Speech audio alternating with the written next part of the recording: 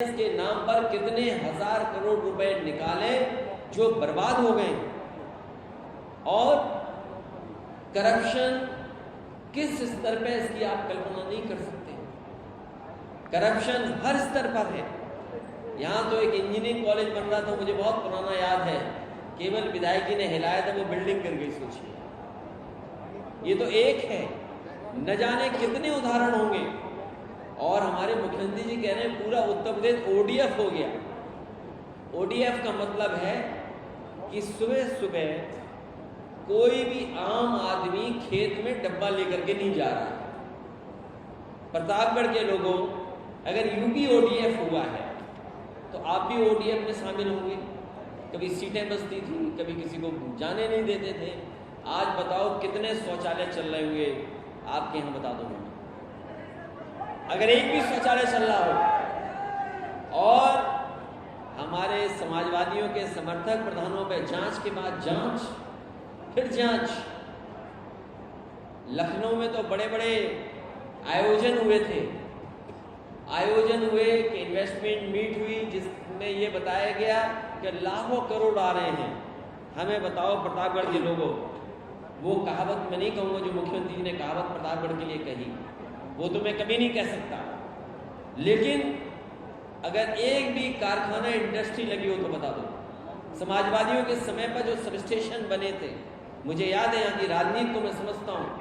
अगर किसी एक बड़े नेता का फीडर अलग है तो दूसरे नेता ने भी ये दावा किया कि उस नेता का अगर फीडर अलग तो हमारा भी फीडर अलग होना चाहिए, हमारे भी पुलिस का सर्कल अलग होना चाहिए।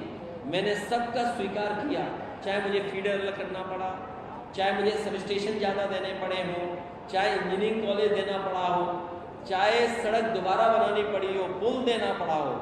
और एक बार तो ऐसा कंपटीशन हो गया कि अगर एक ने ट्रॉमा सेंटर मांगा तो दूसरे ने कहा कि हमारे यहाँ भी ट्रैफिक तेज एक्सीडेंट होते हैं, तो हमने उनके कहने से भी ट्रॉमा सेंटर दे दिया। तीसरे आए हमारे साथ थे, उन्होंने कहा कि हमें भी ट्रॉमा सेंटर चाहिए, हमने उन्हें भी ट्रॉमा सेंटर दे दिया। बताओ, आप लोग यहाँ के जिम्मेदार पत्रकार साथी हैं, जो ट्रॉमा सेंटर समाजवादियों ने दिए थे, क्या एक भी ट्रॉमा सेंटर चल रहा है जहाँ पर गरीब का इलाज हो पा रहा? एक भी चल रहा हो तो बता दो। और ये जो जितने जिला अस्पताल हैं या पीएससी सीएससी हैं, गरीब इलाज कराने नहीं जा सकता है।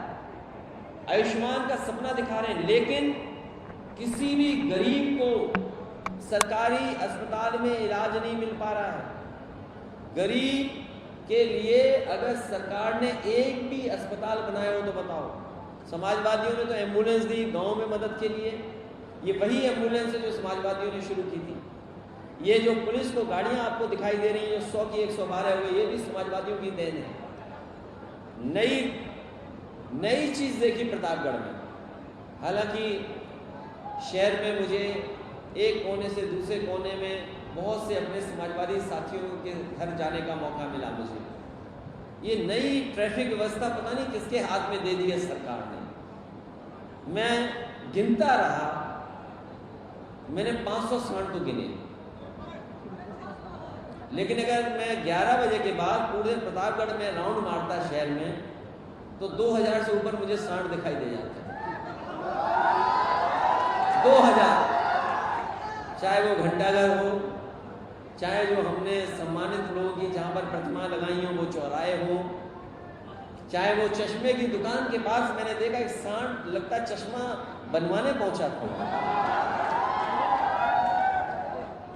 एक ऑप्टिकल की दुकान थी, उस होर्डिंग के बगल में सांड खड़ा था।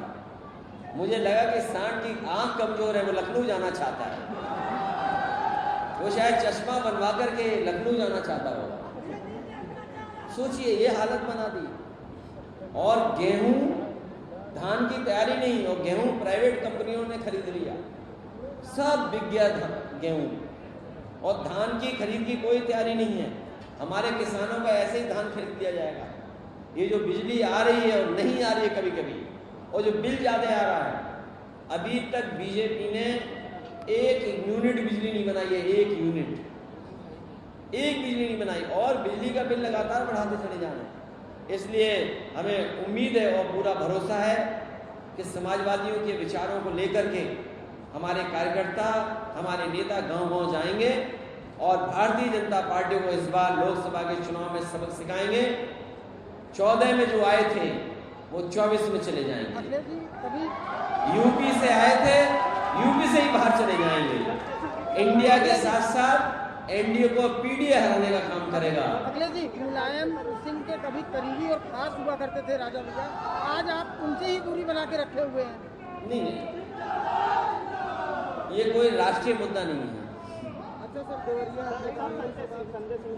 मुझे दुख है इस बात का कि सरकार को ये लगता है कि जो खिलाफ है उसको गिरफ्तार कर लो, राजनेता हैं उनको गिरफ्तार कर लो, पत्रकार हैं उनको गिरफ्तार कर लो। एक ही दिन सोचिए, पत्रकारों की भी गिरफ्तारी हुई और फिर संजय सिंह आप पार्टी के नेता, उनकी भी गिरफ्तारी हो गई ईडी की तरफ से। बीजेपी ये समझ ले, इनके खिलाफ 100 करोड़ लोग हैं। इस बार जब 2024 का चुनाव होगा तो 100 करोड़ लोग इनके खिलाफ हैं। क्या ये 100 करोड़ लोगों को गिरफ्तार कर लेंगे? इस बार यही भारत की जनता पीडीए मिलकर के इंडिया भारतीय जनता पार्टी का सफाया कर देगी और जिन जिन से ये घबराते हैं उन्हीं को गिरफ्तार करने जाते हैं। ये जो ईडी, सीबीआई, इनकम टैक्स, ये भारतीय जनता पार्टी के प्रकोष्ठ हैं, ये उनके संगठन के प्रकोष्ठ हैं, उनके संगठन के हिस्से हैं। इसलिए आपको इसमें ज़्यादा बुरा मानने की जरूरत नहीं है। अभी संजय सिंह गिरफ्तार हुए, अभी आप कुछ सच दिखा दोगे तो आप गिरफ्तार हो जाओगे। अगर गिरफ्तार होने का मन है तो सच दिखा दो। देवरिया को लेकर अगर बात करें कि अभी तक एक खेमे की गिरफ्तारी हुई है और जबकि प्रेम प्रकाश यादव की भी हत्या हुई, अभी उस तरफ से कोई गिरफ्तारी। देखिए, ये सरकार न्याय नहीं दे सकती और जब सत्ता में बैठे लोगों की नियत ये न हो कि न्याय मिलना हो, जो घटनाक्रम हुआ है, जो अलग अलग जगह से जानकारी हुई या मुझे कार्यकर्ता नेताओं से जानकारी हुई या जो अलग अलग यूट्यूबर्स या सोशल मीडिया में जो बात लिखी है या आई है, इसीलिए मैंने कहा कि जो जीरो टॉलरेंस की बात कर रहे हैं उन्हें उन तमाम अधिकारियों के खिलाफ कार्रवाई करनी चाहिए जिनकी वजह से ऐसी घटना घटी है। जिला पंचायत सदस्य पहले उनको मारा गया और अगर हम डीएम का पहला स्टेटमेंट मान लें, डीएम ने जो स्टेटमेंट दिया वहां का घटना होने के बाद जो पहला स्टेटमेंट दिया, उन्होंने कहा कि रिटेलिएट हुआ है कि एक घटना जब हुई और उसको देख करके परिवार के लोग आए और उसके बाद ये दूसरी घटना हुई। अगर इस घटना के लिए कोई जिम्मेदार है, 6 लोगों की जान जाने के लिए कोई जिम्मेदार है तो वो सरकार है और वहाँ के अधिकारी हैं। सरकार अधिकारियों के खिलाफ नहीं कार्रवाई कर रही है। भारतीय जनता पार्टी उस घटना से लाभ उठाना चाहती है। हम तो कहेंगे कि समाजवादी पार्टी का डेलीगेशन जाएगा और दोनों परिवारों से मिलकर के जो सच है वो आपके सामने रखा जाएगा। अगर दोषी एक पक्ष है तो दोषी दूसरा पक्ष भी है। जो घटना हुई है सुनने में आ रहा है और सच्चाई आप भी जानते होंगे, जो घटना है वो भी जानते हैं कि जब जिला पंचायत सदस्य दूसरे पक्ष के घर पे गया तो पता नहीं किसने धार धार से उसकी गर्दन पे हमला कर दिया। दराती जो गांव में सामान रहता उससे हमला कर दिया, जिसके कारण वहीं पर बेहोश हो गए।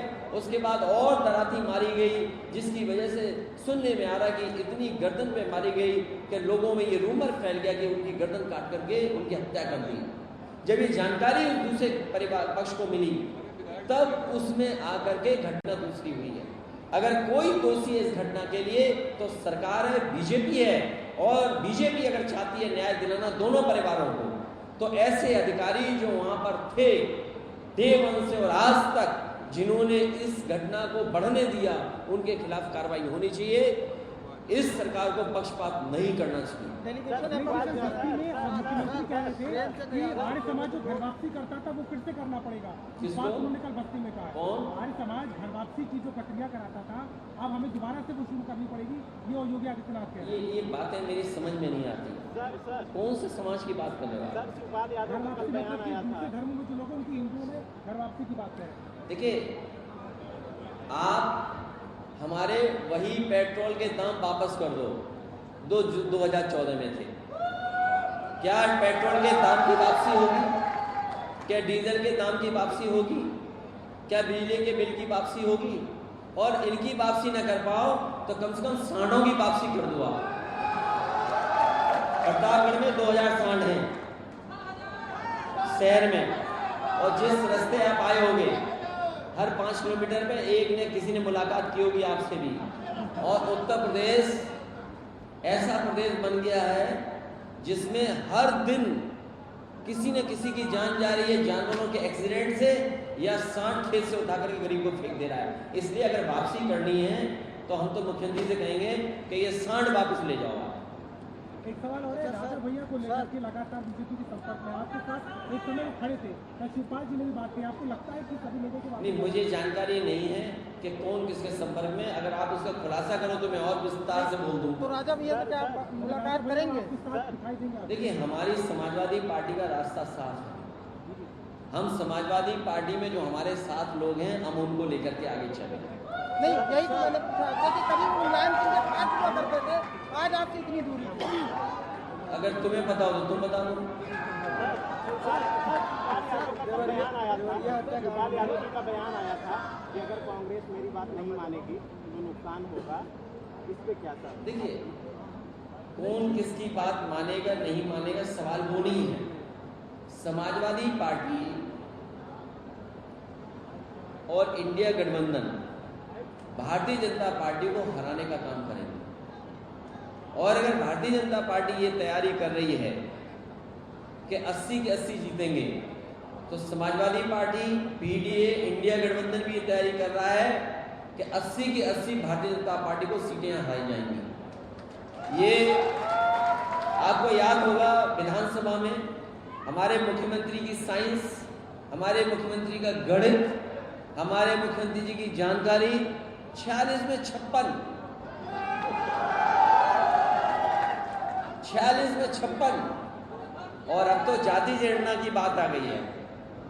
देखिए, जो जाति गणना से परिवर्तन होने वाला है इसका सबने स्वागत किया है। और मुझे खुशी है इस बात की कि बहुत सारे दल जो कभी कास्ट सेंसस या आरक्षण के खिलाफ थे वो भी उसके पक्ष में बोल रहे हैं। और अब तो बीजेपी को गरीब याद आने लगे। सोचो, वो बीजेपी जिसने नौकरी नहीं दी, रोजगार नहीं दिया, महंगाई बढ़ा दी, वो गरीबों को याद कर रही है। कोई उद्योग कारखाने नहीं लगे। और मैं अपने नौजवानों से कहना चाहता हूं, ये जो अग्निवीर में आधी अधूरी नौकरी नहीं चलेगी, आप लोकसभा में जिताइए और पहले जैसी फौज की भर्ती पाइए। आप फौज में जाना गर्व होता है, वर्दी पहनना एक सपना होता है। बताइए, बीजेपी ने राष्ट्र के साथ खिलवाड़ की, देश की सुरक्षा के साथ खिलवाड़ की, सीमाओं के साथ खिलवाड़ की, और आधी अधूरी नौकरी अग्निवीर नहीं चलेगी। हमारे नौजवानों को वर्दी पहनाने का सपना पक्की नौकरी से पूरा होगा, ये आधी अधूरी नौकरी से नहीं होने जा रहा है। और देश को जरूरत इसलिए है, किसी जमाने में किसी सरकार ने या उनकी सरकार में घटना हुई या ऐसी परिस्थितियां बनी कि बहुत सारा हिस्सा चीन ले गया। अभी अभी जो सरकार है उसने सोचो कहां चीन को बैठा दिया। कभी हम लोगों ने उस लेक को किसी फिल्म में देखा था, कभी 3 इडियट्स उस फिल्म में लेक को देखा था, और लेक को देखने के बाद न जाने कितने लोग अब जाते हैं। और मैं आज कह रहा हूं प्रतापगढ़ में बड़ी जिम्मेदारी के साथ, ये भारतीय जनता पार्टी के लोग सरकार में रहे तो वो दिन भी दूर नहीं जब आपको चीन का वीजा लेकर के ही लेक देखनी पड़ेगी। अगर आपको वीजा नहीं होगा तो आप लेक नहीं देख पाएंगे। तो बताओ कहां फौज आकर के बैठ गई चीन की? क्या ये घर वापसी वाले ये याद दिलाएंगे कि चीन की फौज वापस जाएगी? हमारे आज तक के पत्रकार साथी जो घर वापसी की बात कर रहे थे, क्या चीन की फौज घर वापसी करेगी क्या? और फिर वो समय भी हम लोगों ने देखा है कि मानसरोवर की बात कभी नहीं बीजेपी करती है। उसकी नहीं करेगी। सर एक सवाल और है। पुरानी पेंशन सबसे पहले समाजवादी ने उठाई थी, हम उसके पक्ष में। सर एक सवाल है, अभी जिस तरह से बिहार में भारतीय जनता पार्टी आपने बताया, लेकिन क्या वो इतना बड़ा मास्टर स्ट्रोक हो गया कि प्रधानमंत्री गरीबी ला रहे हैं या गरीबी का मुद्दा ला रहे हैं, उस वक्त ईडी और ये सारे मुद्दों से क्या उसको दबाने की कोशिश करी जा रही है? बीजेपी कंफ्यूज हो गई कास्ट सेंसस के बाद। बीजेपी कंफ्यूज है कास्ट सेंसस के बाद, और ये कास्ट सेंसस और सभी लोगों को हक अधिकार मिले, उनका सम्मान हो, उस दिशा में समाजवादी पार्टी आगे लड़ाई लड़ेगी। आबादी के हिसाब से हक और सम्मान मिले। समाजवादी पार्टी तो पहले ही पक्ष में थी कि जाति जनगणना हो, और भविष्य में आप देखेंगे बहुत सारे दल इस पक्ष में हैं, और जब कभी भी आगे परिवर्तन होगा तो कास्ट सेंसस होकर के रहेगा और आबादी के हिसाब से हक और सम्मान मिल के रहेगा। सर आप पीडीए की बात करते हैं, लेकिन अभी बीजेपी सम्मेलन करने जा रही है दलितों का, तो क्या लग रहा है कि चुनाव आने से पहले सब पार्टियां जो है? भारतीय जनता पार्टी का दलित सम्मेलन, पिछड़ा सम्मेलन उसी तरीके से है जिस तरीके से महिला आरक्षण है इनका। ये नारी सम्मान और इनका दलित सम्मान ये उसी तरीके से है जैसे आरक्षण दिया। सोचिए, लोकसभा में, नई लोकसभा में इन्होंने झूठ बोल दिया। बीजेपी वाले तो कमाल के ऐसे हैं कि नई लोकसभा में झूठ बोल दिया, ऐसा बिल पास कर दिया जो लागू ही नहीं होगा, और हमारे पत्रकार साथी भी कुछ नहीं कह रहे उस पर, वो लागू ही नहीं हो सकता है। और अगर लागू करने की नियत है तो जहां जहां चुनाव हो रहा है भारतीय जनता पार्टी 33% महिलाओं को टिकट दे। मध्य प्रदेश में दे 33% टिकट, राजस्थान में टिकट दे 33%, आपके झारखंड में, छत्तीसगढ़ में हो रहा है चुनाव, वहां दे। तो आखिरकार आपने बिल पास कर दिया, लेकिन आपकी नीयत साफ नहीं है, इसलिए आप पॉलिटिकली उनको आगे नहीं बढ़ाना चाहते हैं। ये केवल बहस का मुद्दा है, इसलिए वो जनता को गुमराह करने के लिए बिल पास किया। हमारे पत्रकार साथियों का विशेष धन्यवाद। आप भी थक गए, हम लोग भी थक गए, और मुझे पूरा भरोसा है कि हम लोगों का आप सहयोग करेंगे, मदद करेंगे।